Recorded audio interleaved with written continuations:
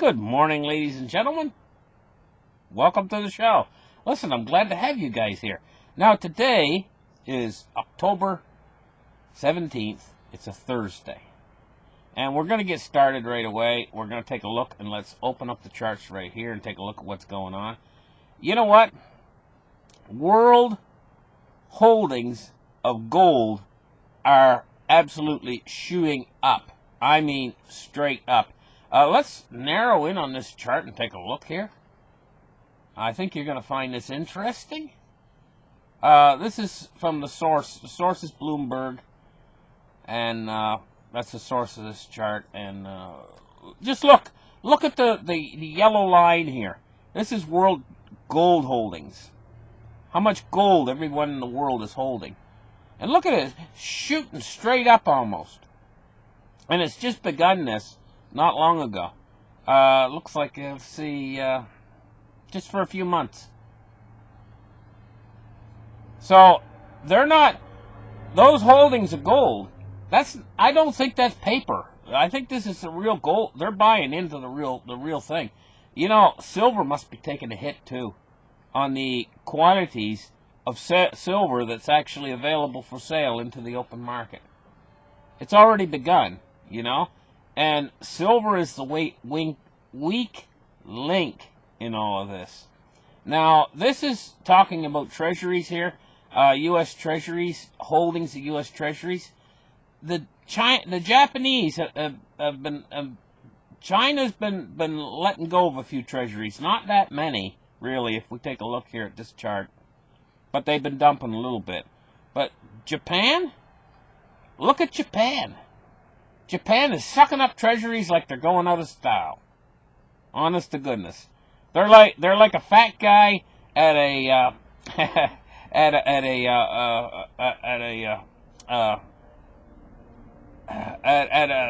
a pancake bar. You know, sucking them up. It's goodbye, Charlie. Anyway, let's get in and take a look at the silver price today and see what it's doing. And you know, we took a little dip. We had a big move up in silver and gold there not long ago. And we've had our market correction already. Silver was up to $19 and about $19.30, I think it was. Now we've had our market correction in silver and in gold. And now we're seeing a steady price increase. It's just beginning. I think it's just starting today. A steady price increase in gold and silver. This is what I think is happening right now. And let's take a look at the gold chart. We're seeing $14.92. I think it's going to cross the $1,500 barrier, and I think it's going to start to move up now. Because we've had our correction. We've had a bit of time go by. The price is restabilized in a new area for gold around $14.90. And I think we're going to start to see our move up now in gold and silver again. Let's take a look at cryptocurrency and see what cryptos are doing today. Now, we've seen a market here in cryptocurrency where cryptocurrency's been going, it's had a price correction too, just like gold and silver. And it's been moving sideways for a while now. I think cryptocurrency's getting ready for moves up too, pretty soon. That's my feeling on it and my take on it. We're at $220 billion this morning on the cryptocurrency market capitalization. It was hovering around 215, 216 last night, and now we've seen a little move back up to 220. We're seeing actually a lot of strength, a lot more strength in cryptocurrencies than a lot of people give it credit for, because during this price correction, we've had a lot of bears in the market. You know, and they've been playing with it for a while now, the bears. But, you know, I think it's getting ready to start to go back bullish again. 66.1% Bitcoin dominance. And we're seeing the coins, basically they're going sideways with a little bit of upward movement today. Let's take a look at the Dow Jones Industrial Average today. And we see it's up 54 points on the day so far. 27,056. You know, on all this good news for the market, and, you one of the latest pieces of good news we just had is it looks like the United Kingdom and the European Union are very possibly going to make some sort of a deal. That's what it's starting to look like. And you know, at this point, they're so sick of this whole thing. In Parliament, they're sick of it. The people are sick of it. That my personal opinion on this is if Boris Johnson makes a deal, even if it's not as good as Theresa May's deal, they'll run it through anyway at this point, because they're just ready to sign off on anything, basically, I think, at this point, you know. And so the European Union, they can get one heck of a good deal right now, you know. Let's take a look now at crude oil. 52.98. It's down 38 cents on the day. And right now it's in a period of going along sideways. Crude oil's going along sideways right now. But it is down today 38 cents. But basically, if you look at this over the last 5 days, you see mostly sideways movement with a very slight downward motion. Let's take a look at U.S. Treasuries today. And we see a mixed bag. Just a sec. Let me close the chart in so you can get a closer look. We see the long end of the yield curve. The Treasuries are climbing. On the short end, they're falling. But it's not significant moves.